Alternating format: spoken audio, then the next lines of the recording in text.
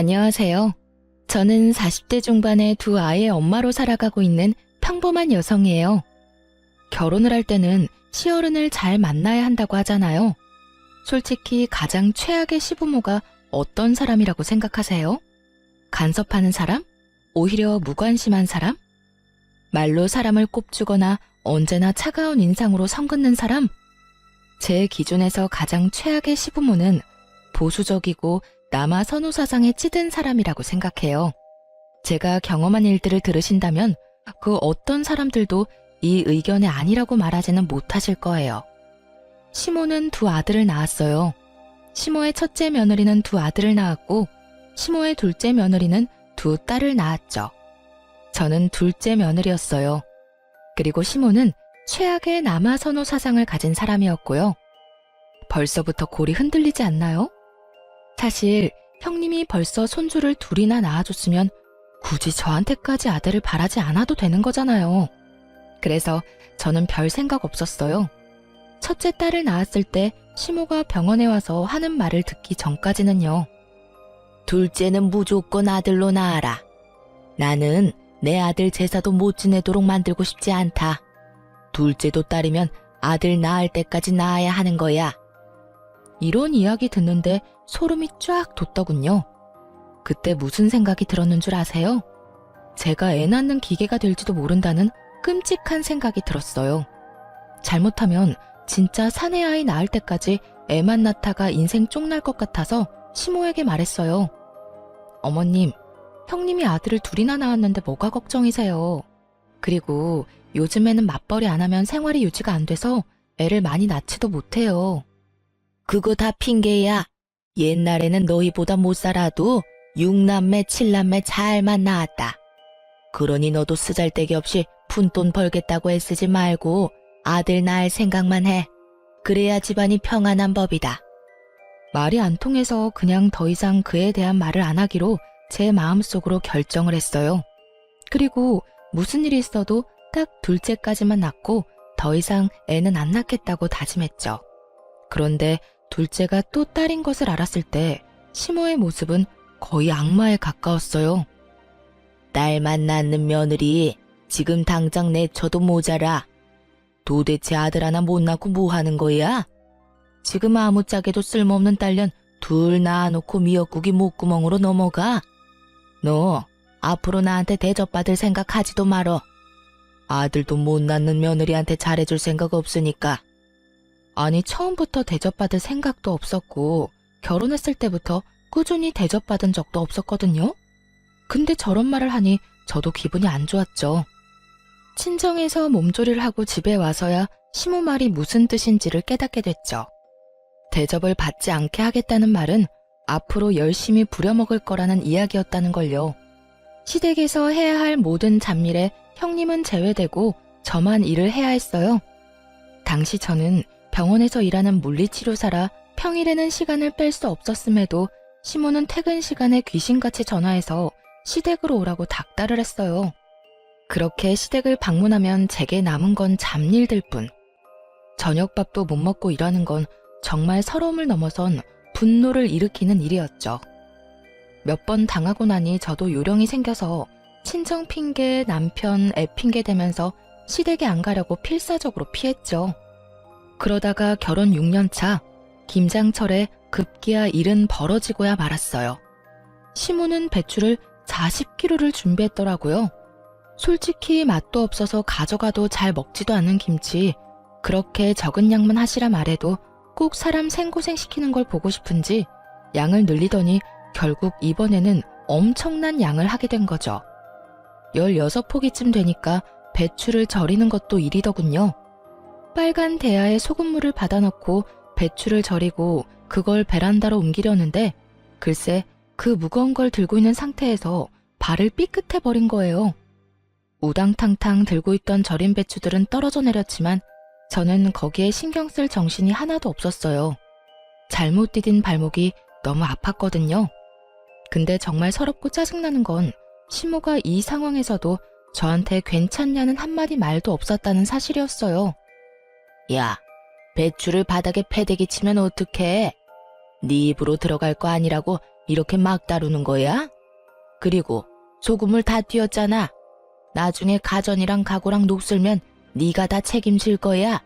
깨끗하게 해놓고 가. 사람이 다쳤으면, 그것도 자기 집 김장을 하다 다쳤으면 따뜻한 말 한마디 해줘야 하는 게 정상 아닌가요? 일단 자리에서 일어섰어요. 그리고 시모한테 말했죠. 어머님, 발 삔 것 같은데 조금 있다가 해도 될까요? 발목을 접질른 것 같은데 상태가 좀 안 좋아서. 제가 병원에서 일하는 물리치료사인데 제 발목 잘못된 거 아닌지 모를 리가 없죠. 그렇지만 너무 급성이라 발목에 티가 안 나더라고요. 최소 염좌, 까딱 잘못하면 금까지 갔을지도 모른다는 생각을 하고 있는데 시모가 제 말에 버럭 고함을 지르더군요. 너 엄살 떠는 거야? 아니면 설마 일하기 싫어서 일부러 넘어진 거 아니냐? 이것 봐. 요새 젊은 것들은 이래서 안 돼요. 한 것도 없이 요령만 피우고 당장 바닥에 있는 것들 안 치워? 바닥은 시모 말 맞다나 엉망진창이었고 그걸 저렇게 만든 제 책임도 있었으니 이를 악물고 바닥을 치웠어요. 그렇지만 더 이상 일을 할 기력도 의욕도 없었죠. 그런데 엎드려 있는데도 발목은 욱신욱신 미치도록 아파왔어요. 바닥을 걸레로 닦고 배추를 주워 담는 동안 무릎을 바닥에 대고 발목을 쫙 편 상태로 무릎으로 기어다니며 일을 한 터라 더 안 좋았어요.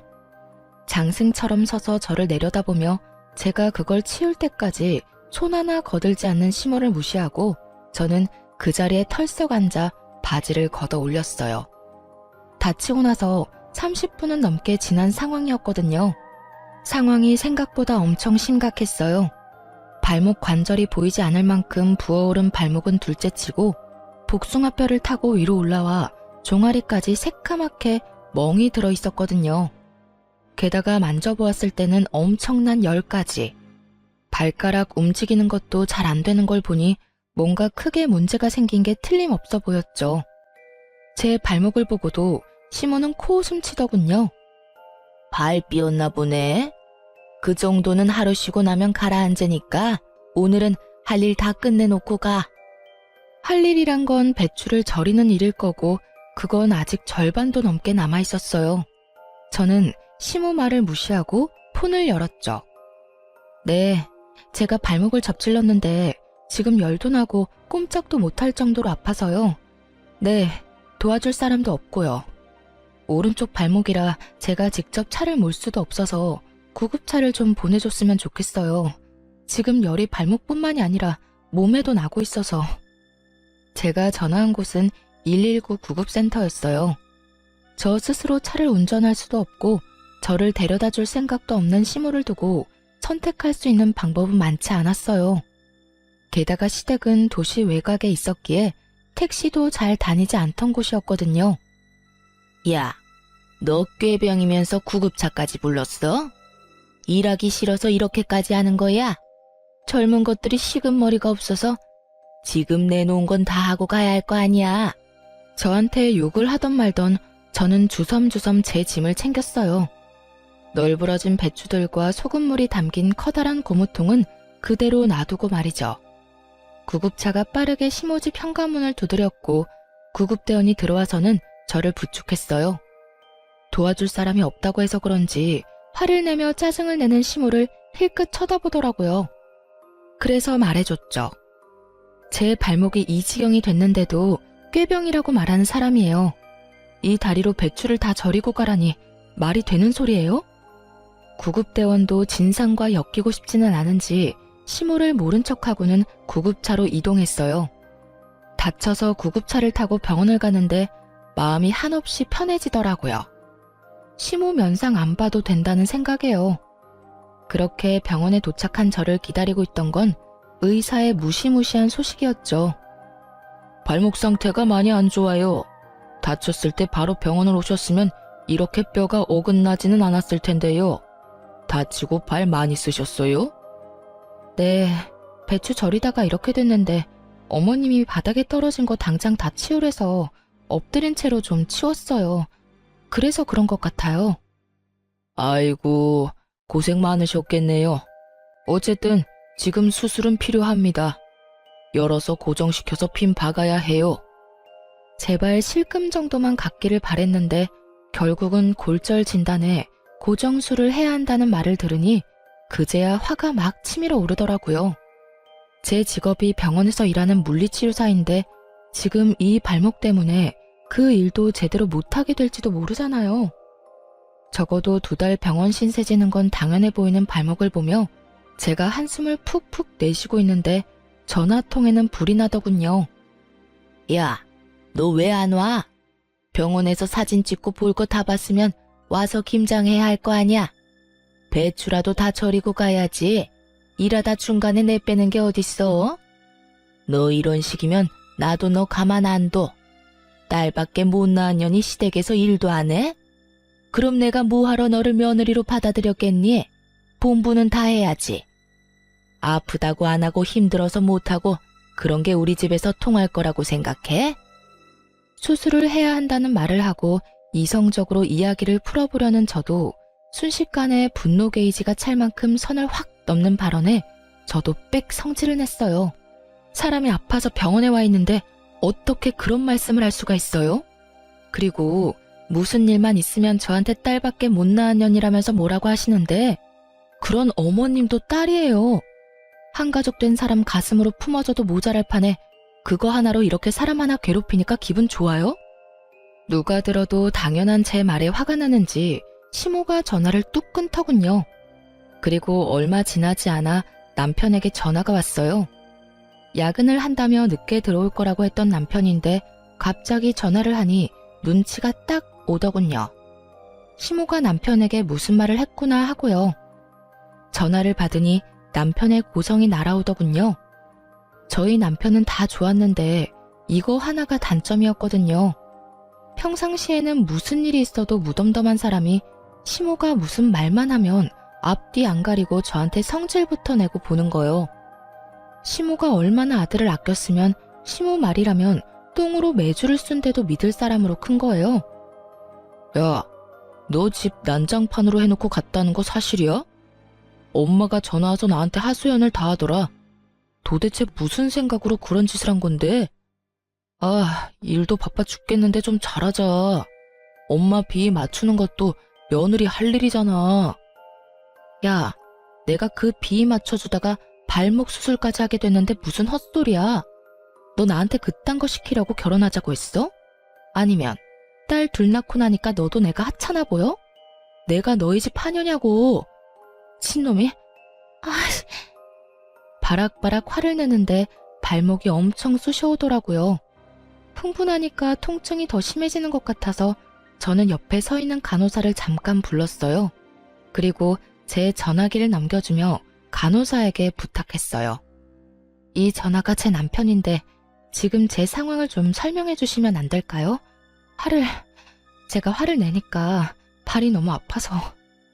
제 부탁에 간호사가 살신성인의 자세로 제 전화를 받아 사실만 딱딱 알려주더군요. 네, 환자분 발목은 완전히 부러져서 어긋나셨어요. 금식하고 내일 수술을 하셔야 해요. 핀 박는 수술이라서 시간은 좀 걸릴 수 있고요. 최소 2달은 조심하셔야 하고 박아놓은 핀을 뺄 때까지는 안에 핀 박고 생활하셔야 하고요. 구구절절 간호사가 설명을 해주고는 제게 전화기를 주더군요. 남편이 뭐라 말하려는데 저는 전화를 끊었어요. 그러자 야근을 접고 응급실로 달려왔더라고요.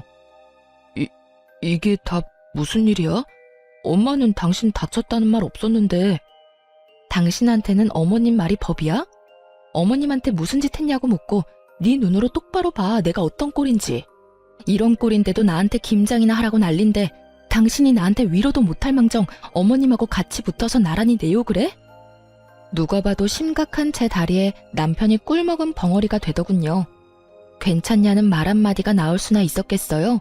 염치라는 게 있는 놈이면 아무 말도 못하는 게 정상이지. 그런데 남편이 제 눈치만 보는 동안 시모에게 또 전화가 오더군요. 저는 제가 받지 않고 남편에게 넘겼어요. 왜 나한테 줘? 그 전화 내용을 들어보면 내가 왜 주는지 알 거야. 잔말 말고 전화나 받아. 네. 전화를 받았는데 시모 목소리가 수화기를 뚫고 제 귀에까지 오더군요. 야, 우리 아들한테 일렀으니까 너 꾀병 부리지 말고 어서 집에 와. 일하기 싫다고 다친 척하는 게 말이 돼? 버러지도 그런 짓 안 해. 네가 눈에 뵈는 게 없어서 지금 배짱 부리나 본데? 어머니, 와이프 지금 다리 다쳐서 꼼짝달싹도 못해요. 아픈 사람한테 전화해서 이게 무슨 행동이세요? 제가 여태껏 어머니 편 많이 들어드렸지만 아픈 사람한테 이러시면 안 되죠. 제발 앞으로 자중하세요, 제발. 잘 모르시면 가만히나 계시라고요. 저한테 전화해서 고자질하지 마시고. 남편이 시모에게 소리를 치자 시모도 당황한 눈치였어요. 하긴 발목이 박살이 난 마누라 앞에서 지 어머니 편드는 놈이면 당장이라도 이혼을 했겠죠. 그렇게 저는 그 다음날 금식 후 수술에 들어가게 됐고 8주 동안 입원을 해야 했어요. 그리고 제가 정말로 수술에 들어가야 한 것을 알게 된 시모가 혼자 김장을 하려는 게 엄두가 안 났는지 그간 한 번도 부르지 않았던 첫째 며느리에게 전화를 했더라고요.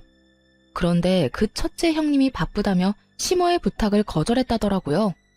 결국 아끼고 아끼던 첫째 며느리와 싸운 시모는 혼자서 김장 40kg를 했답니다. 시부가 도대체 무슨 정신으로 그 많은 양을 며느리한테 시키려고 했냐고 정신 사나우니 빨리 눈앞에서 치우라고 호통치는 바람에 결국 시모가 혼자서 김장을 다 했다고 하더군요. 그 이야기 듣는데 속이 얼마나 시원한지. 저를 괴롭히려는 의도였는지는 알 수 없지만 시모만 고생하게 됐으니 사람 일은 한 치 앞도 알 수가 없는 거더라고요. 2달 동안 일을 쉬어야 했지만 시모가 곤란해졌다는 것만으로도 십몇 묵은 체증이 다 내려가는 것 같은 개운함이 있었어요. 그 뒤로 시모가 저를 괴롭힐 때마다 발목 이야기를 했더니 더 이상 저를 그만큼 괴롭히지는 않았어요. 그리고 저도 뭐가 좋다고 괴롭히고 차별하는 시모와 같이 있고 싶겠어요? 그래서 시댁과는 대면대면하게 살았죠. 다행인 건 남편은 그런 일에 별로 신경을 안 쓰더라고요. 그런데 완전히 인연을 끊을 수는 없더라고요. 가끔씩 타이밍이 안 좋아서 애들을 맡길 일이 생겼거든요. 결혼 15년 차에 남편이 허벅지와 엉덩이 통증으로 병원을 방문했어요. 그런데 대퇴골두 무혈성 괴사라는 이상한 병으로 수술을 해야 한다는 이야기를 들었거든요. 놔두면 뼈가 녹아서 걷지 못한다는 이야기에 겁이 나서 남편 수술을 위해 저도 병간호를 하기로 했어요. 보통 제가 애들을 볼 수 없을 때는 친정의 아이들을 맡기는데 하필이면 친정에 일이 있어서 아이들을 맡길 수 없는 상황이었어요. 친언니에게 부탁을 하니 학교 어린이집 마치고 자기 전까지는 언니가 봐줄 수 있다고 하더군요. 하지만 언니네 집은 시부모와 합가해서 살고 있으니 잠을 재워주는 건 좀 그렇다고 하더라고요. 아무래도 눈치가 보일 수밖에 없는 것 같았어요. 그러다 보니 저녁부터 아침까지 봐줄 사람을 찾는 게 쉽진 않더군요. 그래서 어쩔 수 없이 시모에게 전화를 했죠. 어머님, 남편 수술하고 혼자 목발 짚을 수 있을 때까지만 우리 애들 저녁 9시부터 아침 8시까지만 봐주실 수 있으세요? 그 외의 시간은 저희 친정언니가 봐줄 거라서. 그러나 시모는 시큰둥하더군요. 네 애들을 내가 왜 봐? 귀한 아들도 아니고 딸년들을 둘이나 나더러 보라고? 싫어.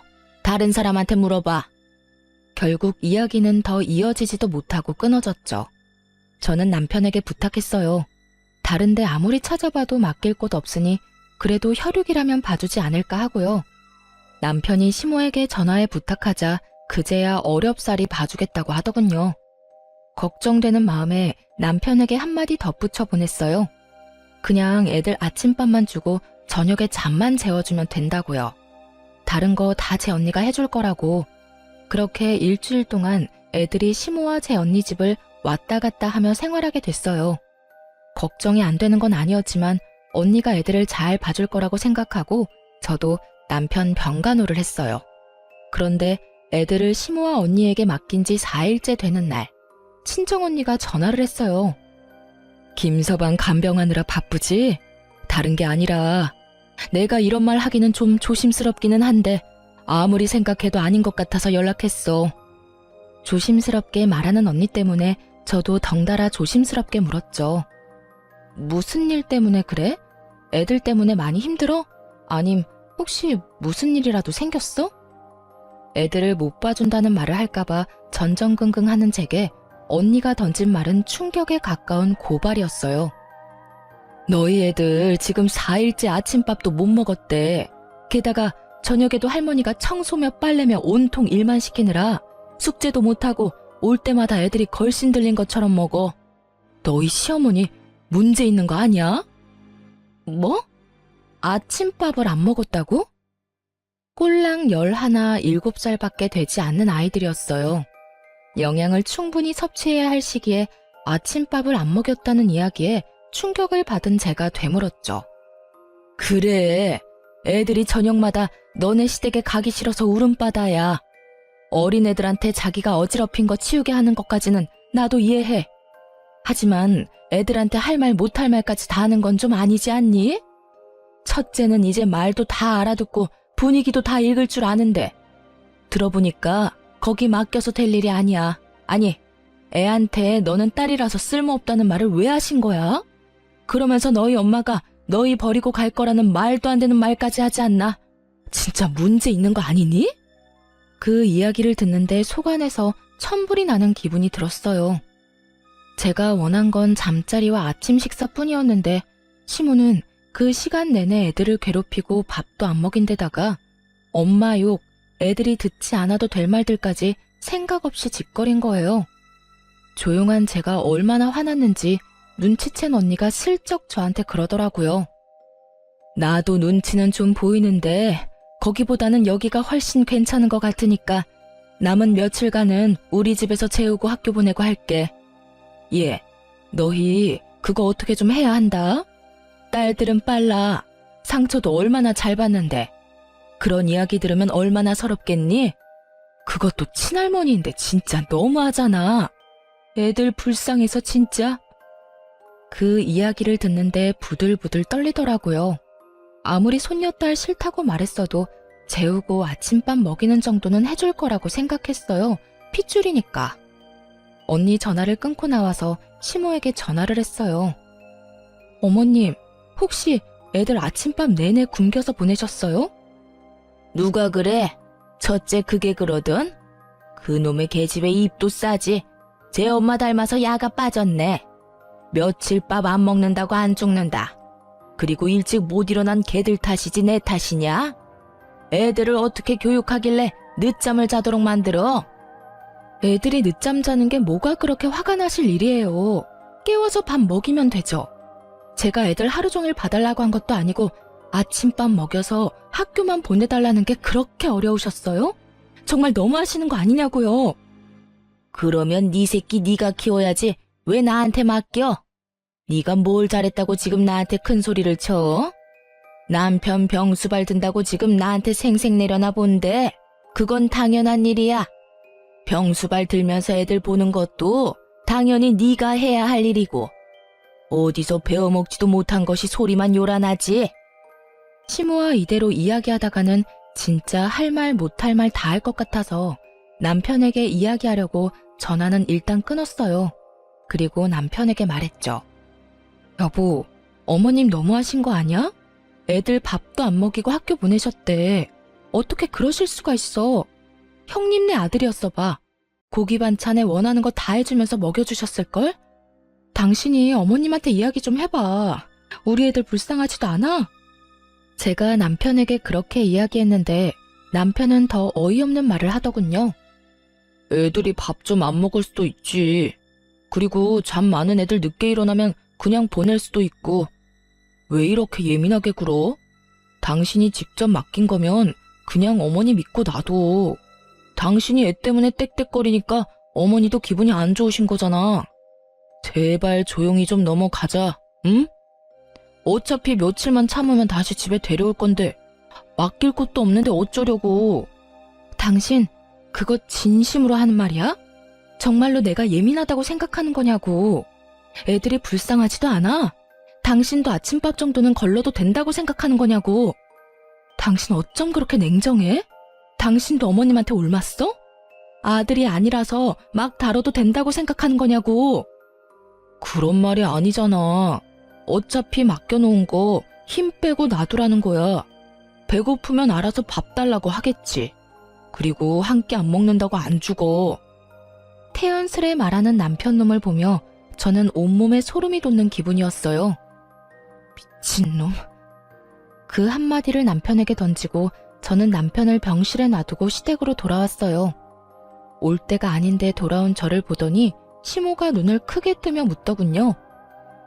네가 왜 여기 있냐? 우리 아들 간병하는 거 아니었어? 누구한테 맡기고 온 거야? 저는 그런 시모 말도 무시하며 애들 짐부터 쌌어요. 싸가지 없는 말이나 하고 애들 귀한 줄 모르는 인간 병수발 드느니 애들 보는 게 더 낫다는 생각이 들었거든요. 남편 혼자 놔두고 왔어요. 어머님이 우리 애들 그런 식으로 취급하는 줄도 모르고 제가 미친 짓을 했네요. 고양이한테 생선을 맡긴 꼴이었지. 불쌍한 내 새끼들 굶고 눈치 봐가며 할머니 집에 있는 줄 알았으면 남편 병수발이나 들고 있지 않았을 거예요. 지금이라도 알았으니 애들 데리고 갈게요. 제 말에 시모가 어이없다는 듯 저를 돌려 세우더군요. 너 지금 나한테 시위하니? 그래서 남편은 놔두고 애들 데려가겠다고? 그렇게는 못해. 내 새끼 아픈데 어딜 가려고? 저는 시모 손을 탁 내쳤어요.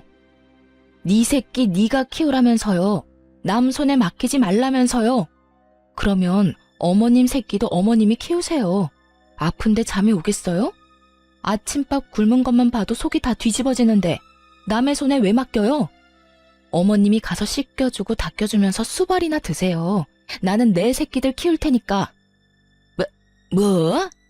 야, 너 진짜로 병원 안 가? 우리 아들 보러 안 가는 거야? 시모는 제 뒤를 쫓아나오면서 자꾸만 저를 붙잡으려고 하더군요. 확 뒤돌아선 제가 시모에게 경고했어요. 안 가요. 내 새끼들 배 굽는 거보다는 안 힘드니까 오늘부터는 어머님이 아들 병간호하세요. 그렇게 애들 데리고 집에 돌아온 저는 미안하고 서러운 마음에 애들 붙잡고 눈물만 흘렸어요. 울지 말아야지 하는데도 미안한 마음만 들잖아요. 도리어 애들이 저에게 울지 말라며 엄마 잘못 아니라고 말해주는데 이것들을 두고 제가 망할 남편놈 병간호나 하고 있었다는 사실이 참을 수 없이 기분이 더러워졌어요. 그런데 저녁까지 제가 돌아오지 않으니 남편놈한테 전화가 왔더군요. 당신 뭐 하는데 오지를 않아? 미쳤어? 환자 놔두고 뭐 하자는 건데? 내가 아까 이야기했지. 나 도저히 어머님한테 애들 못 맡기겠으니까 내가 직접 애들 볼게. 당신 병간호는 어머님이 해주실 거야. 네 새끼 네가 키우라는데 그럼 내가 키워야지 누가 키워? 당신은 어머님 자식이잖아. 그러니까 어머님한테 병간호 받아. 난 안 갈 거니까. 당신 정신 나갔어? 어머니하고 그런 걸로 싸우자면 어쩌자는 건데? 어머님이 애들 굶겼다고 일주일 내내 굶기는 게 할머니가 손녀들한테 할 짓이야? 어머님도 나쁘지만 당신도 나빠. 애들이 굶는다는데 뭐? 너 같은 걸 남편이라고 데리고 산 내가 병신이지. 자식들 밥 굶기고 할머니한테 눈치 보게 만들면서까지 너하고 살고 싶은 생각 없어. 세상 천지에 배 터지게 먹여주는 할머니는 봤어도 애들 밥 안 주는 할머니는 처음 봐. 게다가 애들한테 무슨 말 했는지 알고는 있어? 애들한테 너희가 딸이라서 쓸모가 없단다. 너희가 딸이라서 너희 엄마가 너희 버리고 간단다. 이런 말을 했다는 것도 믿기지를 않아. 내가 왜 이런 소리 내 자식들한테 듣도록 만들어야 하냐고. 대답 좀 해봐, 이 나쁜 놈아. 뭐? 어머니가 애들한테 그런 소리를 했다고? 당신이 잘못 들었겠지. 손녀들한테 그런 소리를 했을 리가 없잖아. 물어봐, 직접. 시모가 남편 옆에 있었는지 남편이 시모에게 따지듯 묻는 소리가 들렸어요. 그랬더니 시모가 당당하게 답하더군요. 왜 그걸 나한테 따지니? 네 마누라가 딸만 낳은 게 내 탓이야? 그럼 아들을 낳았으면 될 거 아니냐? 그런 말 좀 했기로써니 뭐가 그렇게 잘못된 일이야? 나 어릴 적에는 그것보다 더한 말도 듣고 자랐어. 너 없어도 우리 집 잘만 돌아가. 첫째 며느리가 다 잘해줄 거다. 그러니 나갔으면 그냥 그대로 애새끼들 데리고 나가. 다시 이 집에 돌아올 생각 말고. 얼굴 안 보니까 속이 시원하네. 저는 시모 말에 코웃음 쳤어요. 김장하러 오라고 부탁한 것도 거절당했다면서 잘하기는. 착각은 자유지. 그리고 우리 이혼하자. 난 이런 집안에서 못 살아. 여보, 잠깐만. 남편이 뭐라 말하던지 말던지 전화 끊고 이혼 소송 시작했어요. 그런데 며칠 아들 자식 간병일 해보더니 힘들었는지 시모가 전화와서는 저더러 어이없는 말을 하더군요. 이혼 기간 중에도 네가 우리 아들 안 사람이고 내 며느리다. 그러니 네 남편 병간호하러 들어와. 어디 며느리가 시어머니한테 일을 다 맡겨놔? 이혼하기 전까지는 네가 이 일 다 해야 하는 거야. 갑자기 전화와서 무슨 말도 안 되는 소리 하세요. 남남 되려고 이혼 소송하는 중이잖아요. 그리고 전 제 새끼 키우느라 바쁘니까 어머님은 어머님 아들 잘 키우세요. 저번에 저한테 그렇게 말씀하셨죠? 자기가 꺼낸 말 정도는 지켜주시죠. 전화해놓고 본전도 못 찾은 시모는 씩씩거리며 저한테 따지더라고요. 너 정말 이렇게까지 해야겠어? 네 딸들한테 고작 그딴 말 했다고 나한테 이러는 거면 너 실수하는 거야. 시어머니가 딸보다 아들 더 원할 수도 있지. 어디서 속 좁게 이런 식으로 사람을 골탕 먹이려고 들어? 그러니까요. 앞으로도 평생 그렇게 사실 거죠? 그러니까 이혼하는 거라고요. 저는 그런 곳에서 내 새끼 키우면서 못 살아요. 억만금을 줘도 그런 곳에서 살고 싶지 않은데 볼 것도 없는 집안 뭐하러 듣기 싫은 소리 들어가며 살아요? 이참에 우리 헤어지고 각자 갈 길 가요. 이런 식으로 연락하지도 마시고요. 그리고 저번에 저한테 뭐라고 하셨죠? 첫째 며느리가 잘해줄 거라고 하셨죠? 그러니까 저한테 전화하지 말고 손자들 둘이나 낳아준 첫째 며느리한테 전화하세요. 시모는 여전히 당당하더군요. 그래도 자기 힘드니까 금방 연락 오는 거 보세요. 아주 저를 식모처럼 생각하고 있는 게 눈에 다 보이더라고요. 언제는 첫째 며느리가 다 해줄 것처럼 자신만만하더니 이제 와서 꼬리 말고 저를 찾는 꼴이 너무 웃겼어요. 그렇게 이혼은 저에게 좀 더 유리하게 해결됐어요. 저희가 살던 신혼집도 처음부터 공동명의에 반반 부담한 거라 그대로 나눴고 친권, 양육권, 위자료 싹 다 제가 가져왔어요. 저는 받은 돈과 은행에서 대출한 금액으로 딸아이 둘과 같이 살 집을 샀어요. 그런데 이미 이혼도 다 된 마당에 형님에게서 전화가 왔어요. 결혼 기간 동안 얄미운 사람이기도 했고 항상 저한테 일 시키고 본인은 몰래 빠져나가던 사람이라 좋게 볼 수는 없는 사람이었어요. 동서, 잘 지내? 아휴, 나 동서네가 이혼하고 나서부터 어머님한테 끌려다니느라 힘들어 죽겠어. 이혼하니까 많이 편하지? 어쩐 일로 전화하셨어요? 동서는 도련님이랑 다시 잘해볼 생각은 아예 없어? 이제 막 이혼한 사람에게 이런 걸 물어보는 형님에게서 뭔가 머뭇거리는 느낌이 들었어요. 왜 그런 걸 물어보세요? 이혼한 동서한테 이런 말 꺼내기도 민망하긴 한데 아버님이 얼마 전에 쓰러지셨거든. 그래서 어머님이 나한테 합가해서 아버님 수발을 같이 들자고 하는 거야. 근데 동서도 잘 알잖아. 나는 그런 일 여태 해본 적도 없고 바쁘기도 많이 바빠서. 인간이 이렇게 비양심적이어도 되나요? 어떻게 이혼한 동서에게 시부 수발을 들기 위해 이혼을 다시 생각해보라는 말을 할 수가 있는지 이해가 전혀 안 갔어요. 죄송한데 저는 생각 없어요. 싫어서 이혼한 거고 이혼 서류에 잉크도 아직 덜 말랐어요. 그리고 무엇보다 그 집안 저는 두 번 다시 가고 싶지 않아요. 형님은 아들을 둘이나 낳아서 여태껏 시어머니 등살에서 잘 피해 다니셨죠? 저는 그 잔소리, 악담 모두 맨몸으로 다 받았어요. 그쪽으로는 머리도 두고 싶지 않은 게 제 마음이에요. 시아버지 그렇게 되신 건 안타깝지만 그건 이제 가족들이 상의해야 할 문제지 생판 남인 저한테 이야기해서 될 건 아니라고 생각해요. 차갑고 냉정하게 딱 잘라 말하고 나니 형님도 당황했는지 급하게 전화를 끊었어요. 그리고 나중에야 그 집안 소식을 들을 수 있었어요. 정말 웃겼던 게 그렇게 믿고 의지하려던 첫째 며느리는 시모 요구에 거절한 것도 모자라 아주버님을 들들 볶았던 모양이에요.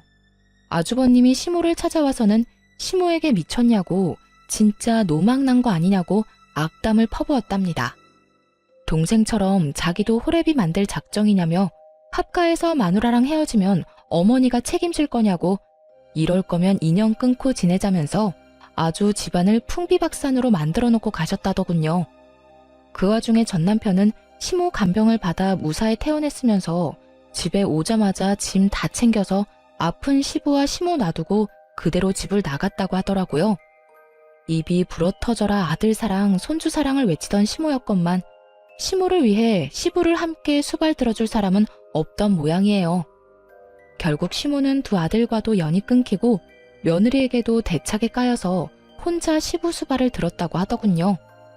제가 들은 소식은 딱 거기까지였어요. 솔직히 여기까지 듣고도 정말 고소하더군요. 저 내치고 잘 살 것처럼 기세등등하더니 결국 보세요. 완전 버림받고 혼자 남겨졌잖아요. 그러니 사람이 마음을 곱게 써야 하는 법이에요. 그렇게 저는 그 사람들을 잊고 제 일에 집중하게 됐어요. 아이들을 보기 위해 시간 조율이 좋았던 요양병원에 취직하게 됐죠. 시내와 가깝지는 않았지만 규모가 있는 요양병원이다 보니 멀리서도 찾아오는 분들도 많았던 곳이었어요. 그런데 하루는 제가 치료하는 어르신이 잔뜩 인상을 찌푸린 채로 컨디션이 완전 엉망이 돼서 오셨더라고요. 어르신, 오늘따라 몸 상태가 별로 안 좋네요. 어제 잠 못 주무셨어요? 아유, 선생, 말도 마. 같은 방에 웬 할망구가 하나 왔는데 얼마나 화가 많은지 무슨 말만 하면 난리쳐서 내가 며칠째 잠도 제대로 못 잤어. 병원에 입원하다 보면 아무래도 단체 생활이다 보니 원하는 사람하고만 같이 있을 순 없어요. 같은 방 사람 잘 만나는 것도 어떻게 보면 복권 당첨 같은 거와 비슷한 거거든요? 그랬어요? 물리치료는 안 받는 분인가 보네요. 근데 뭐 때문에 그렇게 화를 내요? 혹시 치매? 아니야. 내가 가만히 지켜보니까 다 할망구가 잘못했더만. 이 할망구가 들어온 그날부터 하루에 10번도 넘게 아들들 며느리한테 전화를 하는 거요. 전화에서는 너희가 어떻게 이럴 수 있냐? 나를 여기다 버리고 너희끼리 잘 살 것 같냐? 난리더라고. 그래서 내가 넌지시 물어봤지. 근데 그 할망구 하는 말이 아들놈들 뼈 빠지게 키워놨더니 다 소용없다고. 자기가 남편 수발 드는데 아무도 안 도와줘서 이렇게 병을 얻었는데 다들 나 몰라라 한다고 말이지. 엄마를 애물단지 취급하면서 연락도 먼저 안 하고 연락하면 그렇게 귀찮은 티를 낸다면서 고함을 지르더라고. 어머나, 그랬어요? 제가 보기에는 어르신 따님들이 자주 면회 오시니까 그것 때문에 더 비교돼서 그런 것 같은데요. 내가 봐도 그래 보였어. 우리 딸들이 워낙 싹싹하잖아. 와서 나눠 먹자며 과일도 주고 음료수도 주고 하는 모습을 보더니 나한테 악담을 하더라고. 딸만 낳았냐며. 아들이 없어서 어떡하냐고 빈정대는데 열받아서 나도 한마디 했지. 딸 있는 나는 매일같이 면회하는데 아들 낳은 그 짝은 여태껏 아들 코빼기도 안 보이냐고. 그랬더니 그 뒤로 아주 아들 욕을 있는 대로 하더라고. 그러더니 어제 할망구 아들이 왔대. 둘째라던데 이혼한 지 1년 반쯤 됐다던가? 뭐 난 잘 모르겠는데 어쨌든 둘째 아들이 왔는데 그 할망구가 아들한테 악다구니를 썼어. 왜 여기 처박아 놓고 들여다보지도 않냐고 말이야. 그랬더니 아들놈 하는 말이 기가 막히더만. 엄마가 마음을 곱게 썼으면 며느리들이 왔을 거라고. 자기 이혼한 건 엄마 책임이 크다면서 그 사람 많은 데서 늙은 엄마를 핍박하는데 살벌하더만. 내가 봤을 때는 그 할망구도 잘못했는데 아들놈도 싹퉁머리가 없는 게 영. 어르신에게 이야기를 들을수록 뭔가 모르게 묘하게 익숙한 느낌이었어요. 그래서 그분이랑 싸우느라 잠을 못 주무신 거예요? 아니, 그 할망구가 여기 오고 나서부터 약간 치매기가 왔거든. 그놈의 핸드폰만 붙들고 내내 전화를 하니까 어제 아들이 왔는데 그런 소리를 하고 갔으니 이 할망구도 정신을 놔버렸는지 어쩌녁 내내 불도 안 들어오는 전화통 붙들고 아들 이름인지 뭔지 누구야 누구야 불러대면서 온 방에 사람들 잠도 못 자도록 하고. 아휴, 밤에 잠도 안 자, 낮에도 안 자. 기운은 어찌나 좋은지 목소리만 커서. 내가 그래서 잠을 못 잤어. 오늘도 내가 걱정이야. 그 할망구 잠 안 자고 또 고함 지를까봐. 며칠 만에 헬쑥해진 어르신을 보니 궁금증이 치솟더군요. 그래서 시모 이름을 검색해봤어요. 제 어르신 방에 얼마 전에 들어온 사람 이름이 시모 이름과 같더라고요. 그리고 주소도 시댁 주소가 맞았고요. 보호자 이름도 전 남편 이름인 거 확인했어요. 우연도 이런 우연이 없었어요. 그 많은 요양원 노인병원 중에 제가 있는 곳으로 오다니. 그렇게 잘 살 것처럼 굴더니 결국은 두 아들 모두에게 버림받고 홀로 노인병원에서 면회도 없이 있는 거 보니 자식을 시모처럼 키우면 안 되겠다 하는 생각이 들었죠. 시모가 손녀들한테는 못되게 굴었어도 아들, 손자들한테는 잘했거든요. 그런데도 보세요. 결국 아픈 시모 병실에 면회 오는 사람이라고는 아무도 없다는 거죠.